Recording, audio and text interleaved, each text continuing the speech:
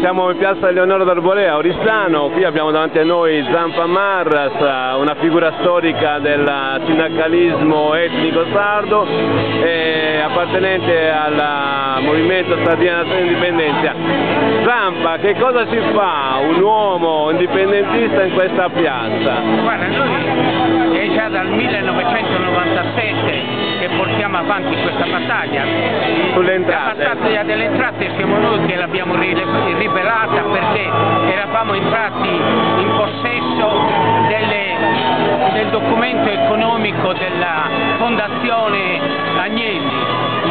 I maggiori economisti d'Italia sostenevano che lo Stato italiano doveva alla Sardegna oltre 400 miliardi di vecchie lire, che ora si sono raddoppiate, perché dal 1976 ad oggi si sono raddoppiate, in quanto i 9 decimi delle imposte, delle tasse che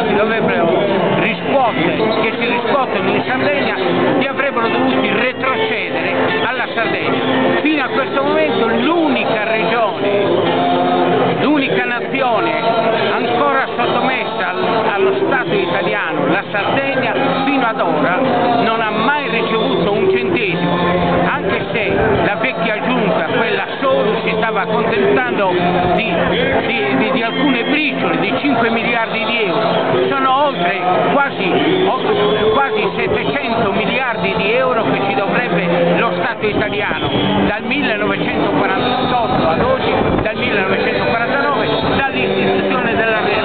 Ecco perché noi ancora una volta siamo qui. Siamo qui per confermare la giustezza delle nostre battaglie, quando tutti quanti sostenevano che era un assurdo che stavamo dicendo noi. La verità è che oramai tutti quanti agitano gli stessi problemi che agitavamo noi inascoltati nel 1900. Questa la consapevolezza è diventata diffusa e a questo punto anche i sindacati, tra virgolette, italiani si stanno dando da fare per rivendicare ciò che è giusto per una regione autonoma sarda che rivendica la sovranità, sì, non solo sulle entrate ma anche politica. Perfetto. Grazie Zampa.